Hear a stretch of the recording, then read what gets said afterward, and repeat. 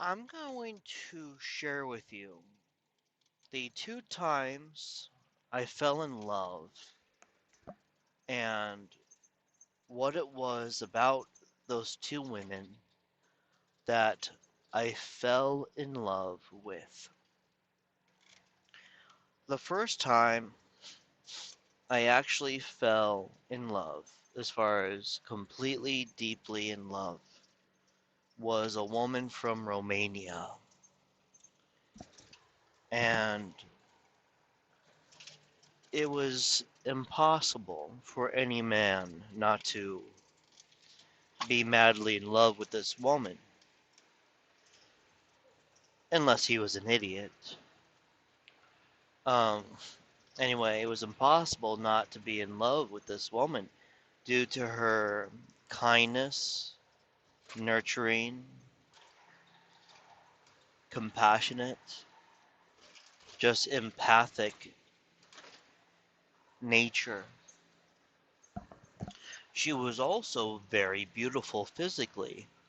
Um, it's so strange when you find somebody or when you witness somebody who is spiritually and mentally, as far as psychologically, um, the most amazing person that you could possibly be, along with being physically as beautiful as a person could possibly be.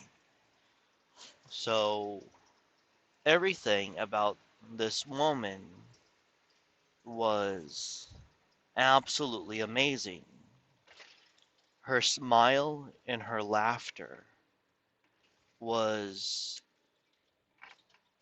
just something that would lift you up in the worst, darkest times.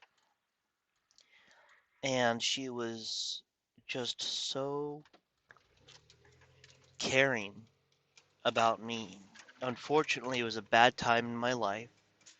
I was not able to retain friendships or relationships.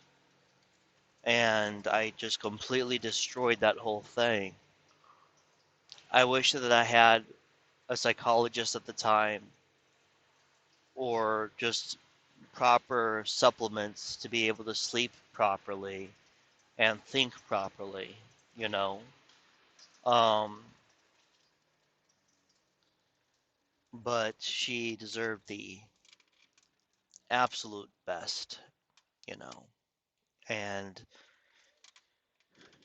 I'm not sure if you know the YouTube channel Megan and Kelly or Jack and Megan and Jack. I think it's Megan and Jack.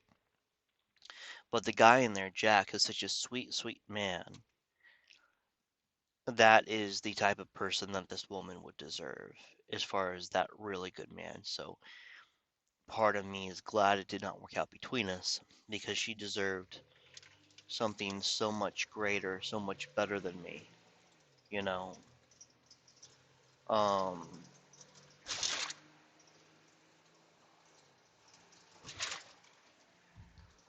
what else? What else? Anyway, that's everything about her, I suppose. And the second time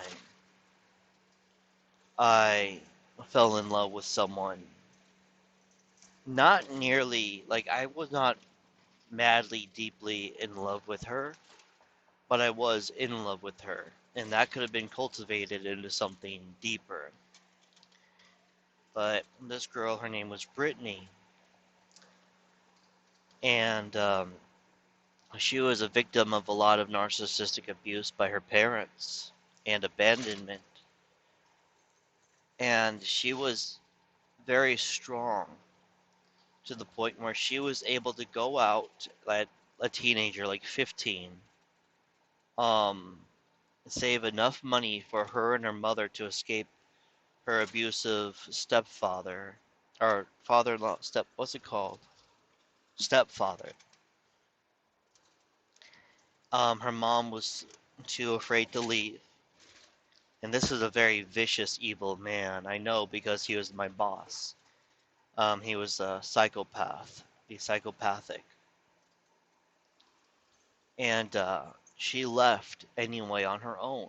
I did not know this about her.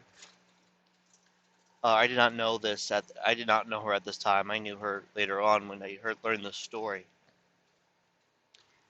And she escaped and just became her own person. And it was also, just so you know, this girl was she looked like an absolute supermodel. Um, Extremely beautiful, and the best smile as well. When I knew her, she was compassionate. She was an empath, but she had so much damage from the narcissistic abuse in her life, especially her ex-boyfriend, which she said was a fiance. She was with him for something like 6 or 7 years when we met, and she could not fathom a man actually loving and caring about her for who she was. And I could have changed her whole life and would have asked for nothing in return. But she was so used to being mistreated by men like her stepfather and her ex-fiance. And she sustained some of the greatest amount of damage from narcissists from anyone I had ever met. And what I wanted is I wanted to snatch her up, marry her, spoil her, make sure that she had the therapy she needed, the love and compassion she needed in order to get in order to have the most amazing life. Now, unfortunately, she made a mistake going back to her parents. They moved her out of state where she was isolated. She became a drug addict and alcoholic, and she's a homeless, drug addicted person now. And that kills me inside because I'll always have love for her. But I know that I cannot rescue her. And even though I know where she's at and everything, where she's being homeless and on drugs, I will have to protect myself by holding myself back from ever trying to help her. But her strength of standing up and doing that job and working hard in life, that is when I saw that she was a strong, independent woman. And every man wants a strong, independent woman, but they don't really exist, you know? They try and come off as that, and a lot of women come off as very cruel and attack men, especially men's masculinity when he steps up and does what's right. Men are made fun of a lot by that. But this woman, she was actually independent by the way she stood up for herself. And she wasn't about woman power, she was about equality. And that's what made her so attractive, was that she did not need a man. And she liked me very much. I liked her very much. But the timing was just off. And that still kind of kills me inside because I know that we would have had an amazing, strong relationship, very, very healthy relationship, if she had not left and ditched me, you know. Um, that was very painful. That was very painful. But yeah, those are the two times that I fell in love. And that's what I was gonna say is when you have a strong, independent woman, it's nice because she gets she chooses you. She doesn't need you. She's with you because she wants you to be part of her life. And a lot of women still today, you'll notice that they will be with a man